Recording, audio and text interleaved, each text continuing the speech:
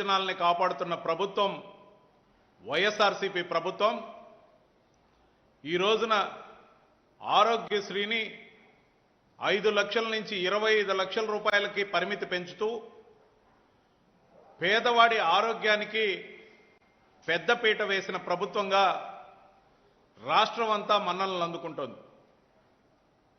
మరోవైపున సుదూరంగా పక్క రాష్ట్రంలో చంద్రబాబు నాయుడు గారు పవన్ కళ్యాణ్ ఇంటికి వెళితే అదొక వార్త. అంతకుముందు పవన్ కళ్యాణ్ చంద్రబాబు నాయుడు ఇంటికి వెళితే అదొక వార్త. మరి వీళ్ళిద్దరూ ఒకరి ఇంటికి ఒకరు వెళ్లడంలో ఆంధ్రప్రదేశ్ రాష్ట్ర ప్రయోజనాలు ఏమున్నాయ్యా అంటే మాకేం సంబంధం, మేమెక్కడో హైదరాబాద్లో ఉన్నాం, మా రాజకీయ ప్రయోజనాలు రానున్న ఎలక్షన్స్లో మేము ఏ విధంగా 4 సీట్లు సంపాదించుకోవాలనే ఒక దుగ్ధతో వీళ్ళిద్దరూ కూడా ఒకరిళ్లకు ఒకరు వెళ్ళి ఒప్పందం ఏ విధంగా చేసుకోవాలి, డీల్ని ఎంతగా మాట్లాడుకోవాలి, మరీ ముఖ్యంగా ప్యాకేజ్ స్టార్ అన్నప్పుడల్లా పవన్ కళ్యాణ్ ఉలికిలికి పడతాడు, ఎగిరిగిరి పడతాడు. మేము ఖచ్చితంగా చెప్తున్నాం, పవన్ కళ్యాణ్ అనే వ్యక్తి రాజకీయాల్లో 100% కూడా ప్యాకేజ్ స్టారే. దీంట్లో ఎటువంటి సందేహం లేదు, అతని ప్యాకేజ్ స్టారే. అతని ప్యాకేజీకి సంబంధించి ఒప్పందం కుదరనందువల్ల మరో రోజు 2 రోజుల్లో ఏదైతే నారా లోకేష్ యాత్ర ముగింపుకు వచ్చిన సందర్భాన ఆ సభకి దత్తపుత్రుడైన పవన్ కళ్యాణ్ హాజరు కాకపోతే ఇబ్బంది కాబట్టి రాయబారానికి డీల్ మాట్లాడుకోవడానికి చంద్రబాబు నాయుడు గారు పవన్ కళ్యాణ్ ఇంటికి వెళ్ళినట్టు మాకున్న సమాచారం. మేము నేరుగా అడుగుతున్నాం, కాదనే ధైర్యం మీకుందా? అంతేకాకుండా అటు సొంత పుత్రుడైన నారా లోకేష్కి పవన్ కళ్యాణ్ అంటే పడడంలా, ఇటు పవన్ కళ్యాణ్కి నారా లోకేష్తో కలిసి స్టేజ్ షేర్ చేసుకోవడం ఇష్టం లేదు. కానీ వాళ్ళిద్దరి మధ్య రాయబారం, సంధి ప్రయత్నం, ప్యాకేజీ కాస్త ఎక్కువైనా మాట్లాడి ఒడ్డున పడాలనుకుంటున్న నాయుడు చంద్రబాబు నాయుడు. ఈయన ఒక నాయకుడు, తెలుగుదేశంకి ఒక జెండా, జనసేనకు ఒక జెండా. ఇద్దరికి లేనిది మాత్రం ఒక అజెండా. రాష్ట్ర ప్రయోజనాలని కాపాడాలనే అజెండా లేని వీళ్ళు గతంలో 609 హామీలు ఇచ్చి తొంగలో దొక్కిన చంద్రబాబు నాయుడు గారిని ప్రశ్నించలేని పార్టీగా పవన్ కళ్యాణ్ది ఒక పార్టీయా అని అడుగుతున్నాం. మరీ ముఖ్యంగా కాపుల మనోభావాల్ని, ఆత్మగౌరవాన్ని చంద్రబాబు నాయుడు గారి దగ్గర తాకట్టు పెట్టడమే ధ్యేయంగా పవన్ కళ్యాణ్ రాజకీయంగా ఏదీ సాధించలేక ప్యాకేజ్ మాట్లాడుకుంటూ 50 సీట్లు అడగమని అందరూ చెప్తున్నా 25 సీట్లు ఇచ్చేందుకు తండ్రి కొడుకులు సుముఖంగా లేకపోతే ముఖం నల్లగా పెట్టుకున్న Pawan Kalyan joint press meet కూడా నిన్న మొహం చాటేశారు. అటు చంద్రబాబు నాయుడు కానీ ఇటు పవన్ కళ్యాణ్ కానీ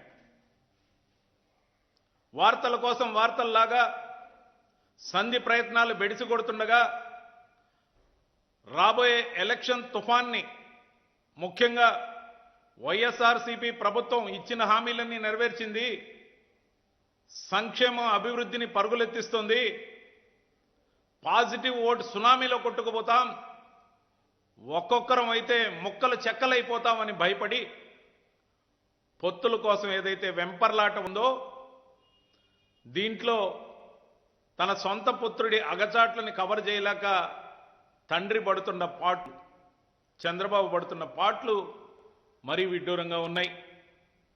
226 రోజుల పాదయాత్రట, 3132 కిలోమీటర్లు నడిచేసాడట. అది ఒక పాదయాత్రట నారా లోకేష్ది. అది పాదయాత్ర కాదు బాబు, నీ తనయుడు ఊబకాయం తగ్గించేందుకు చేసిన ఒక చిన్న యాత్ర.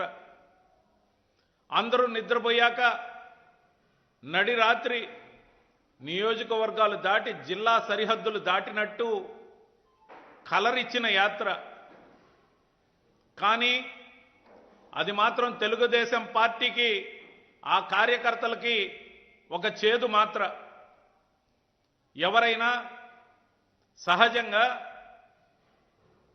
పరిణితి చెందిన నాయకుడు, పేరున్న నాయకుడు పాదయాత్ర చేసి ప్రజల కష్టాలు తెలుసుకొని వాళ్లతో మమేకమై తద్వారా తాము అధికారంలోకి వచ్చినప్పుడు వాళ్ళ కష్టాలను తీర్చడానికి చేసే యాత్రని పాదయాత్రని అంటారు. కానీ ఇతగాడు నారా లోకేష్ అనే వ్యక్తి చేసిన పాదయాత్రతో ఇలాంటి పాదయాత్రలైతే ఎవరు చేయాల్సిన అవసరం లేదని తీర్మానించుకునే పరిస్థితి తెచ్చిన నారా లోకేష్. ముఖ్యంగా అతనిలో విషయం తక్కువ, అతిశయం ఎక్కువ. కార్యకర్తలందరినీ వీలైనన్ని కేసులు పెట్టించుకోమని, తన కోసం పోరాడమని, వీలైతే కనీసం 12 కేసులు లేకుండా ఉంటే మిమ్మల్ని గుర్తించనని చెప్పే ఇతగాడు ఎవరైనా తనను విమర్శిస్తే రెడ్ బుక్ అని చెప్పి భయపెడుతున్నానని భ్రమించిన వ్యక్తి. తీరా తన మీద కానీ తన తండ్రి మీద కానీ కేసులు వచ్చినప్పుడు బెంబేలెత్తిపోయి రెడ్ బుక్ ఎలా పోయిందో దేవుడికి, కానీ తాను మీడియా ముందే ఏడుపు లంకించుకున్న వైనం మనం చూశాం. ఏమయ్యా లోకేషు, నీకు కష్టం వచ్చినా, నీ తండ్రికి కష్టం వచ్చినా నువ్వేమో మీడియా ముందు ఏడుస్తావు. రెడ్ బుక్ ఎటుపోయిందో నీకే తెలియదు. మరి నీ కార్యకర్తలకి భవిష్యత్తు లేకుండా చేయడం కోసం ఓ డజన్ కేసులు కనీసం పెట్టించుకోమని చెప్తున్నావే. యువత భవితని పాడు చేయటమే నీ యువగళం లక్ష్యమా? నీది యువగళం కాదు, యువ గరళం అని మొదట్లో అన్నమాట నిజమని నిరూపించుకున్నావు.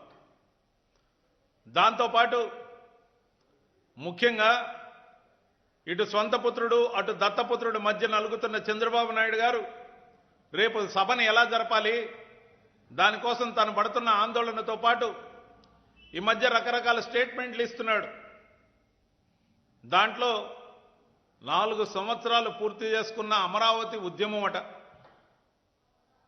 అమరావతి ఉద్యమంకి 4 సంవత్సరాలు పూర్తయిందట. ఉద్యమం ఊసే లేదు, ఉద్యమం ఎక్కడుందో తెలీదు.